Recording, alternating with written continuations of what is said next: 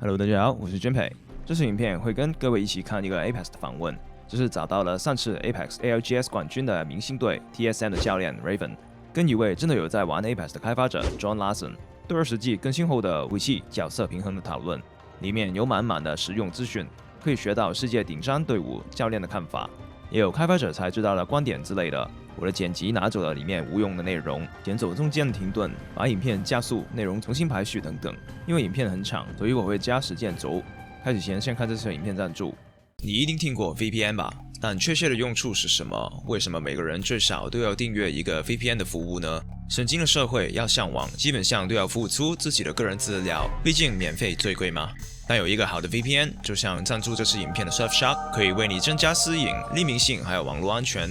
资料没那么容易被人拿到，上网就更安心。当然 VPN 的转地点功能 Surfshark 也有，而且他们有高达3000个服务器，遍布全球，想到的地区都能转。我自己经常用 Surfshark 把地区换成日本去 Netflix 看动漫。除了简单清晰的界面，它还支援 Windows、macOS、Android、iOS， 而且一个订阅不限装置数量，所以你所有的装置，甚至是家人的装置都可以受到保护。在画面上的网页订购 Surfshark VPN 的时候，输入优惠码 Junpei， 有特别优惠外，还可以获得3个月额外的使用期限。马上到影片资讯栏订购吧。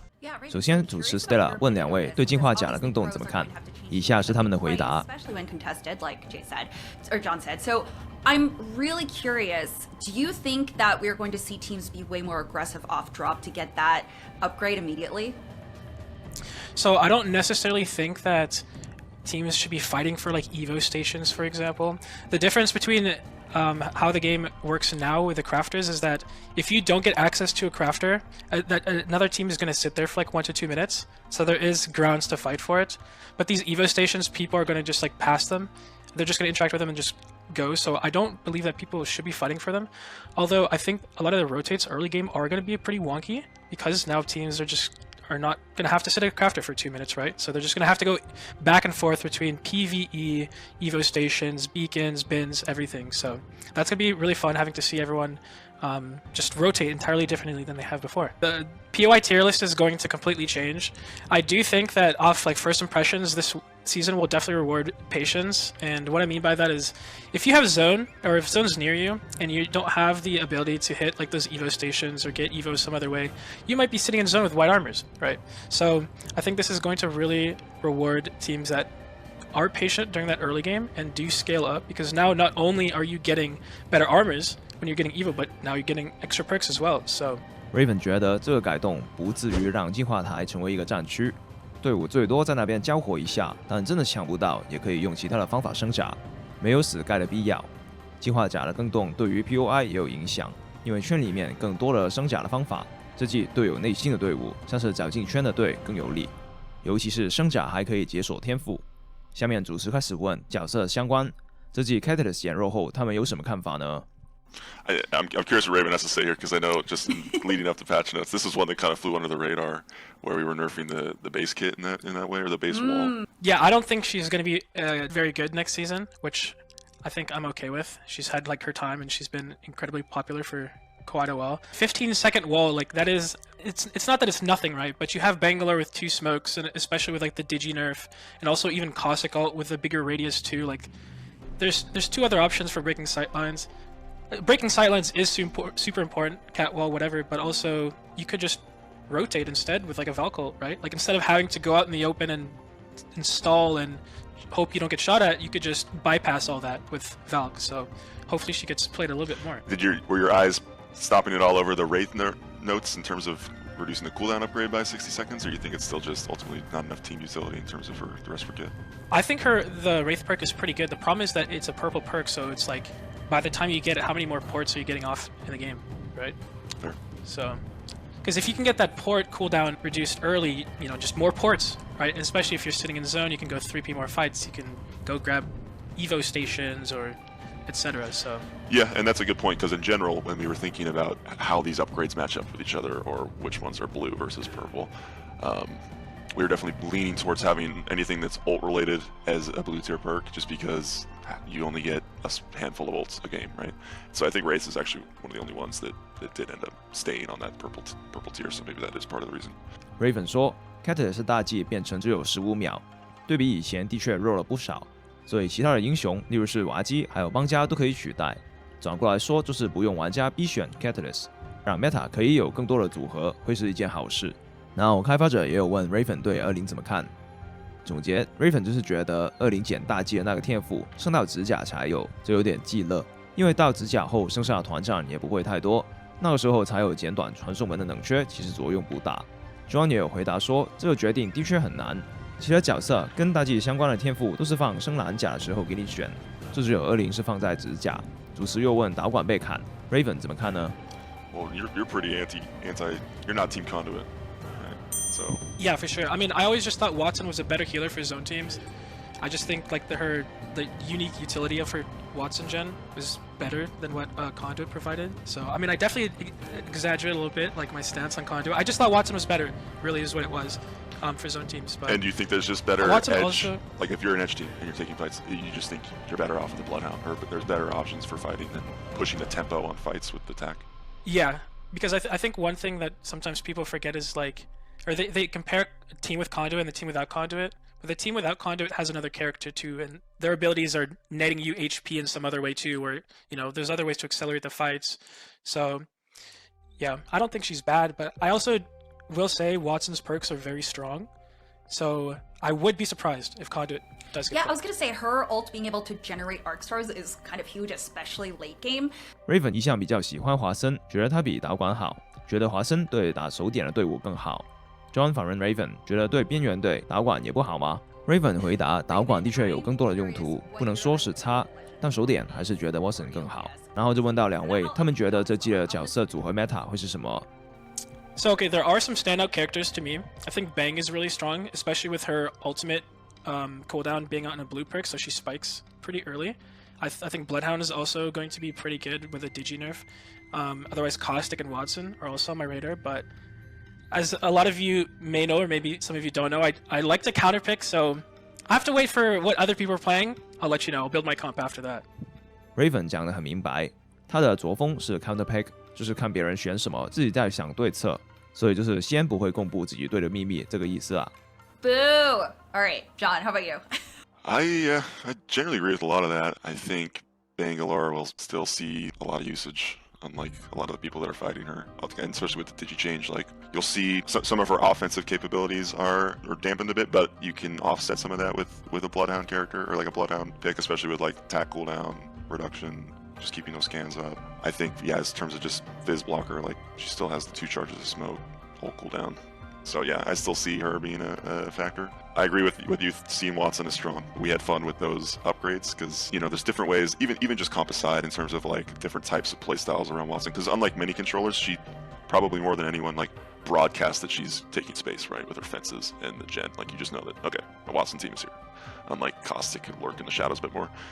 So you have players that are into getting to their spot and letting people know that they're there, and then maybe with the split circuit upgrade, you can kind of be more dynamic within a fight and have 2 sort of strongholds that you can be playing off of, plus ult excel in 3.5 seconds. You could be, you know, hitting that mid fight.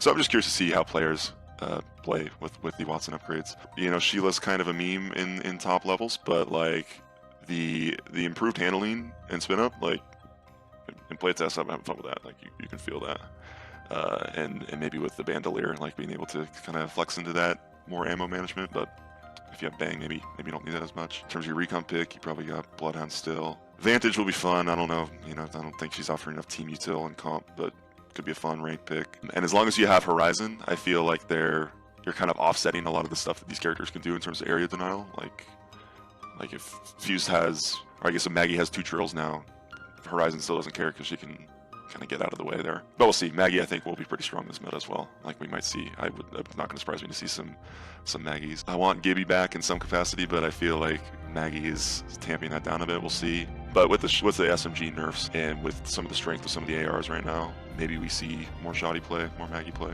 至于单支英雄奖的话，他觉得邦加、狗狗、腐蚀还有华生这季是不错了。至于 John 就觉得，因为精进的改动，让邦加的进攻能力减了一点，但可以用玄学等等的扫描去补回。他认同华生很好玩，特别在他的技能会直接公布这区已经被华生拿掉了，不像其他的防守角那么低调，更有主下性作用。新加的天赋也让华生更多元化，例如是同时守2个点。然后他觉得 Rampa 的天赋也让他不错。正常英雄的方面，狗狗绝对少不了 ，Vantage 也是 OK 的，但比赛还是没料，至少好玩，所以排位拿来打也可以。天际线还是很强，因为无论对面对你丢什么，你还是一个 Q 就可以飞走，浪费对面的技能还有资源。那如果他也知道这一点的话，为什么一开始还这样设计 Horizon 的 Q 呢？ Fuse 胖子帮加了一个大技，被 Horizon 的一个小小的 Q 就能整队回避，的确奇怪。Shouldn't have left out Maggie at all. I do think she's going to be incredibly strong. Absolutely. And also the nice thing about Maggie is that she does have some like unique characteristics in that she does like she's really good against like Newcastle wall or like Rampart wall or you know sometimes she can even break a Watson gen through a wall. So she has these very unique properties or even breaking the Gibby bubble, right? So depending on the meta, she could also just pop up as like a counter pick. Otherwise, I'm definitely just going to have fun running at people in ranked with her fire. Oh yeah, ball, no, absolutely. So. 后面 Raven 有补充，这季 Maggie 也很强，无论是技能本身强，还是他 counter 护盾的特性，像大技可以打爆判子盾 ，Q 技可以隔盾杀人等等，让他这季值得选择。Well, I think that Gibby's best role in competitive is as a late game character. You don't want him to be running around in the open on edge. You want him to just sit in zone, and then when you have to move, bubble out, throw your ult, and live longer than the other teams near you, right? So he's especially like this zone end game character. I mean, that also kind of fits the whole shotgun thing, right? Like shotguns are better the closer range you have to get, and that lends itself to late game. So if he is played, that's the best way to do it in my opinion. But again, we talked about Maggie. If there is too many Gibbies, we might see Maggie's especially, or maybe she's just played anyways. That's always the biggest threat to Gibby. 而对盾判，他觉得这是个后期的英雄，拿3弹到了后期才开战是不错了。但如果盾判多了，队伍就一定会出 Maggie， 这就让盾判的可靠性大减，没那么 meta。下面主持就问到他们对这季武器 meta 的看法。两位都觉得猎兽是个近战的好选择。I will say the Prowler will remain as this like closer range gun, especially because you can like kind of use it as a shotgun, right? Like because it's a burst gun. So I would keep it as a secondary. I definitely, at least from first impressions, I do think it's probably going to be the best SMG, but I could be wrong. It's also my favorite gun, so I'm hoping. Yeah, Prowler. So. Yeah, I kind of agree. Like I was talking with the weapons team. I was like, trying to think about. Is this a patch where we see some shotguns crawl back? Like, and I thought maybe with the suite of SMG nerfs, but then I saw, Prowler's coming out of crate, and like to Raven's point, like it is kind of a pseudo shotgun in a pinch. I also kind of agree that it'll be the probably go-to SMG. The burst delay and then also the spread delay are like they're not insignificant. The Prowler actually had a shorter burst delay than the spread delay, so part of the reason it was so reliable and like hipfire was because the bloom, essentially the bloom of the hipfire was fully resetting between bursts. And so now if you're rattling off all 34 bullets on a purple mag, you're at least going to be seeing some spread with that. So it's not going to be as much with a laser beam, but it still has that burst potential that I think is strong in top levels of play when people can actually hit their shots. Raven 这里本来就喜欢猎兽，而且他的5连发可以拿来取代散弹，作为副枪也是一流。John 对这支枪的想法也是一样，但他讲了一个比较少人知道的猎兽资料。之前猎兽这么 OP 的其中一个原因是每个5连发中间那个腰射的框上会重置，这也是每个5连发都很准确。拿出空投后有减弱这个方面，所以不会再像雷射枪一样夸张，当然是一个非常好的冲锋枪选择，甚至会是一个最好的冲锋枪。然后他们被问到一定要选的话，这季会捡那2支枪呢？ I think the Nemesis is going to be definitely my go-to over the Hemlock now. It is a little bit better from range. I think it's a little bit harder to use, but that's gonna be pretty fun. Otherwise, the Prowler, like I said, I'm a big fan. I can either use it to all in or I can use it to jiggle peek like a shotgun. So I will definitely be running Nemesis Prowler and more L-Star. Depending on the characters, and also if you're playing zone or edge, you have to think about just what sort of sight lines that you're going to be dealing with. Like if you know that you're going to sit in a building and do nothing and just walk out to the late game, just go close range guns. Or if you know that you're going to be sitting somewhere where you can get shots off on people and maybe grab a marksman. Or if you're fighting on edge, maybe you bring ARs. So you definitely got to curtail your weapon choice to all of that. How about you, John? Wait, why L-Star? I'm curious. Maybe don't spoil the surprise, but I'm curious why L-Star. There's no secret about the L-Star. I just think that it's a good secondary. I think the problem is people pick it up as a primary, and it's not very good for mid-range. But as a secondary, and especially because SMGs got nerfed, basically the overall like DPS of the guns you're running to is lower now. So now you have L-Star that kind of matches the DPS of a lot of other guns similarly, but you just don't have to reload. L-Star is also really good against Conduit ult, so you just don't have to reload and you can just keep shooting. SMGs are pretty bad. Like, you're doing more reloading than you are shooting, so... Which okay, so is that the difference between, like, would you not be running Havoc as much because of the turbo and longer reload? I do think Havoc is better than L-Star, if you have a turbo. For sure, but sometimes you just can't find one, you know? L-Star is just more fun also, that's what I'm trying to say. L-Star is definitely more fun. If you're close range, you don't need the barrel attachment as much, and especially if you do the ADS tech where you ADS and un-ADS and you have like that little bit of accuracy, then I don't think it's like too big of a deal at the ranges that you're shooting at. John, what are your picks? I mean, I imagine I'll be running Prowler, and I've been liking the Sentinel, even just in the last couple of weeks. Like, I haven't gotten enough reps in personally with the Nemesis, but yeah, Prowler, Sentinel. Raven 觉得史迪这一季一定比汉洛好，然后会选猎兽或者是 L Star， 当然也取决于当时玩的英雄还有团队的角色，但 L Star 玩起来更好玩。而因为其他的枪在这季的减弱 ，L Star 的 DPS 跟其他的枪开始对象了，同时因为它不用换弹。用起来比换弹多于开火的冲锋枪比较好，用来打建筑物，例如是 Horizon 导管的大技也更好用。John 有问 Raven 如果要选，会要 Havoc 还是 L Star？ 答案还是赫伯科，只是 Raven 自己觉得 L Star 更好玩，同时对配件的需求没那么大。John 心中会选的枪械配置是猎兽、哨兵，的确很不 meta。最后有问到他们对精进不能再装冲锋枪的想法。Raven 是这样想的。I think it's actually sort of a buff to Bangalore in the sense that, you know, you're just not going to get shot through your smoke as much. But it also is sort of a nerf because then, you know, you kind of you don't have to play Bloodhound with Bangalore, but like, that combo is especially strong. I enjoy it. I think that it was kind of just obnoxious or annoying, or running into a team and they just happen to have digis and, you know, you're trying to rotate and they can just shoot you. I'm pretty excited about that. Yeah, it's something that we have, like, you know, been discussing obviously a lot more, where we'll share clips from LGS. This is you know, there's room for improvement here in terms of combat readability and just being able to understand front lines and where you can be getting shot from, like where threats are in the play space with abilities going off everywhere. And so it's not like this is the end all be all solution to smoke. It's just digi-threat from some guns and call it a day.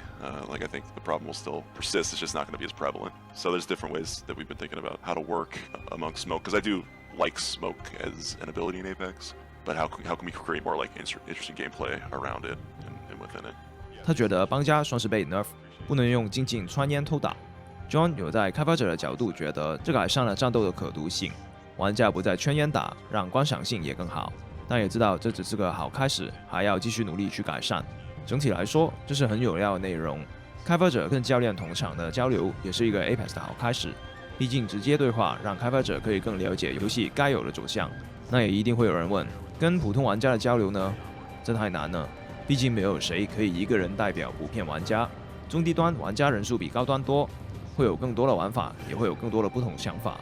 当然，这也不代表官方就不要理会大众的想法，改斗像斗争1那样赶走所有中低端的玩家。只希望未来会有类似的东西吧。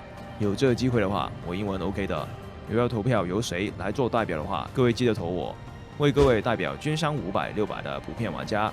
喜欢这支影片的记得按赞订阅，感谢画面上各位支持我继续做 Apex 内容，特别感谢各位在我像是直播的时候加入的会员。我是君佩，先说到这里，感谢观看，下次影片再见，拜。